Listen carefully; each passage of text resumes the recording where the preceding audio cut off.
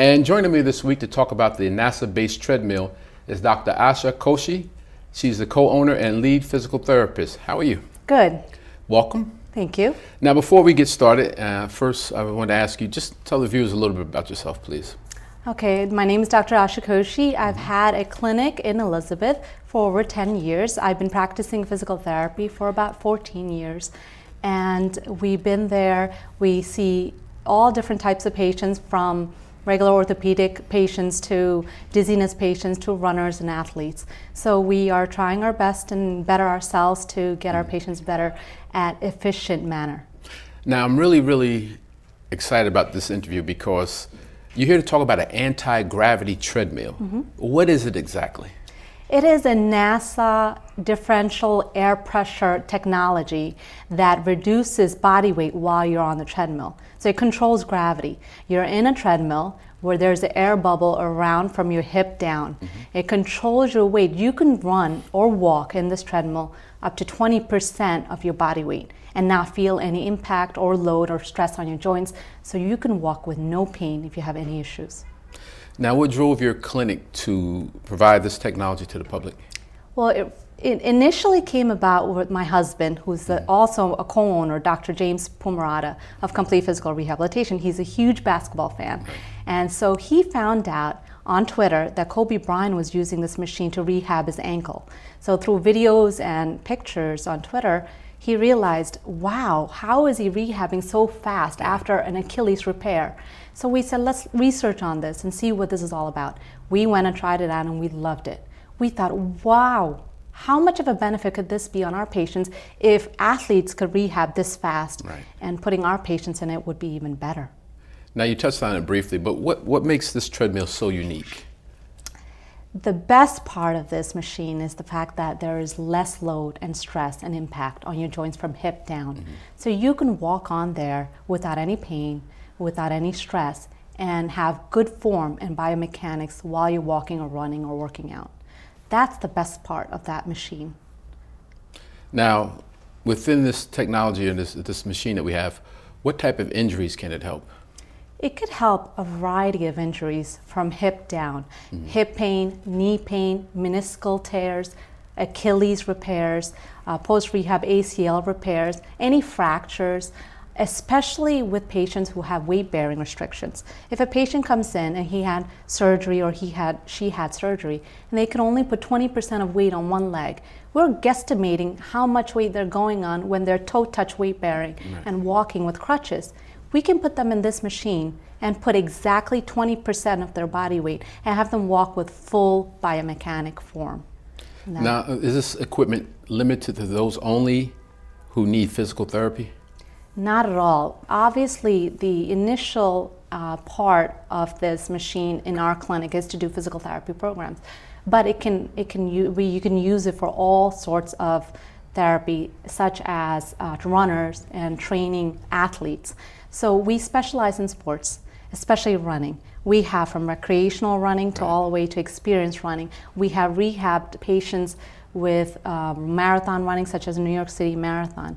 So for them, it's a great benefit because they're running long distances, long hours throughout the week, less impact on their joints, less stress, less load, no pain, and they could run with good form, reduce re-injury or any injury to their joints while they're training, and then it follows through with the race not to have any injury. So they're still having a cardio-built workout and using their muscles to strengthen while they're running without any impact on their joints.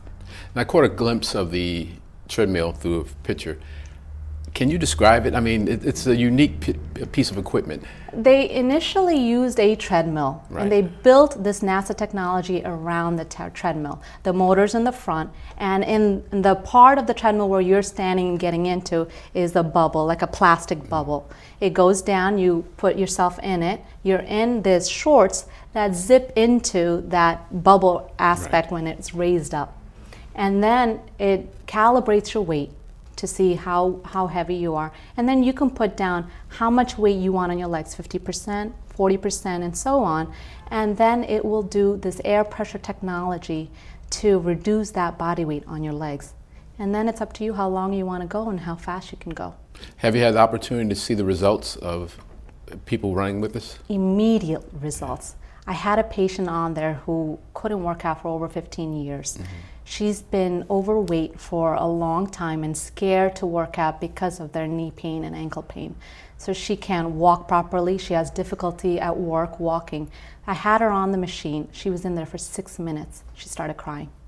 It was emotional for her as well as myself, because I couldn't imagine her running or even walking without any pain. She hasn't done that for years. So she's able to go from 6 minutes 1 week to 20 minutes walking on the second week. So that alone is a huge breakthrough for her.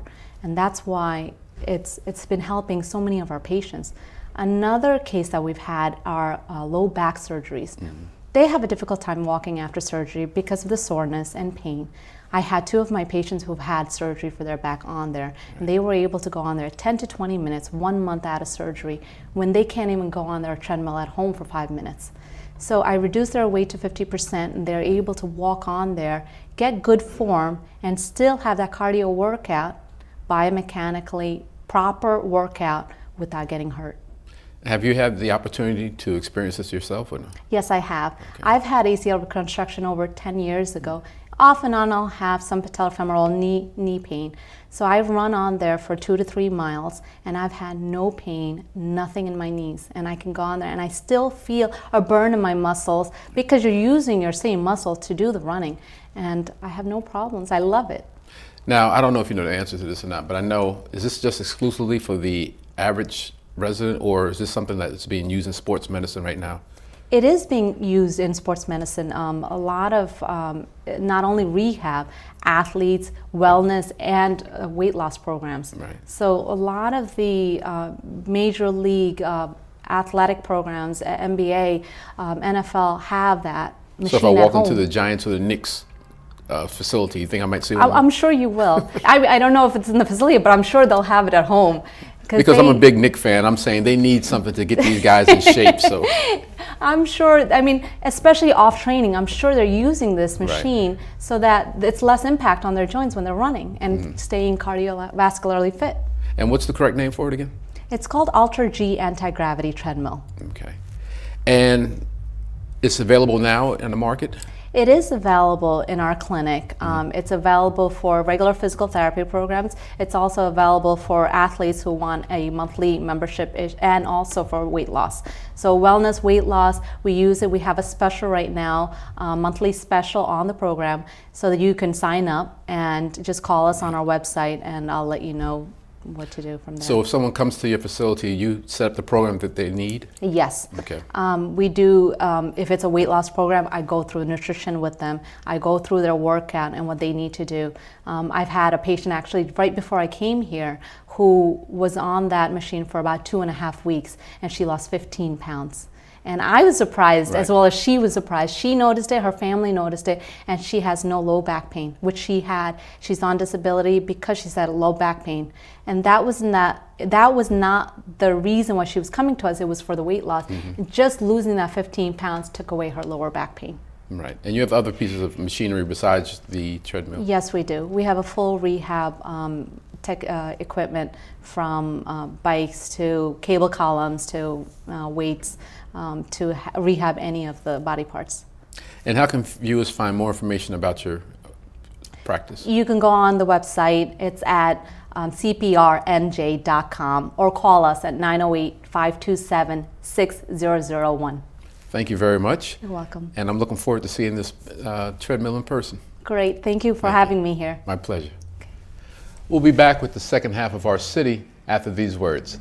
Welcome back to the second half of Our City. And you know, we changed the clocks in early March and we lose an hour's sleep. That affects everyone, but I'm happy to welcome Dr. Vipin Garg, Medical Director of the Comprehensive Sleep Disorders Center at Trinitas Medical Center. He's going to talk to us about sleep. And also Catherine Salomon from the Public Relations Department at Trinitas, who has had some sleeping problems. Welcome to you both. Thank you for having us. Now, doctor, young teenagers, college students, whoever, most people say, I don't need sleep. If we don't get the proper amount of sleep, what health problems can we experience? Well, I mean that's true. They feel that they can function, and but sleep is like need for food. You know, we need it, and everybody has a certain needs. In fact, younger people like teenagers, they need more sleep than the adults. They may need like 9-10 hours of sleep, and we have a lot of evidence now that lack of sleep not only can make you tired, decreased productivity or accidents, but it can also lead to a number of health problems. Like for example, if you don't have enough sleep, if you have enough data, it can lead to more heart diseases, heart attacks, and feeling tired, poor control of diabetes. They have studies shown that if you don't get enough sleep, you somehow your behavior changes. You tend to eat junk food and lead to weight gain, obesity, whole host of a problem, lack of attention. In children, it can lead to ADHD. In adults, now we are finding more and more adults are being diagnosed with ADHD, and sleep has a major role to play in all these medical conditions. Now, as you mentioned studies, what can a sleep study tell a patient? Well, the sleep study we do in our sleep center, we get a lot of information. The patient typically spends almost a whole night, and our goal is to get whatever like the information, whatever the natural sleep is happening at home. We can see what's going on, right from the brain waves to see what kind of a deep sleep the person goes into, how many times the person wakes up. Sometimes they wake up like for a few seconds.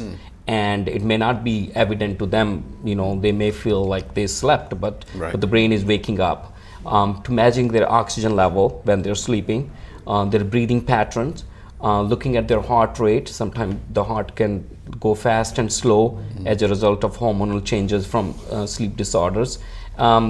Looking at leg movement. So there's a lot of information we gather in the sleep study which kind of helps us to see what sleep disorder they have so we can focus on treatment.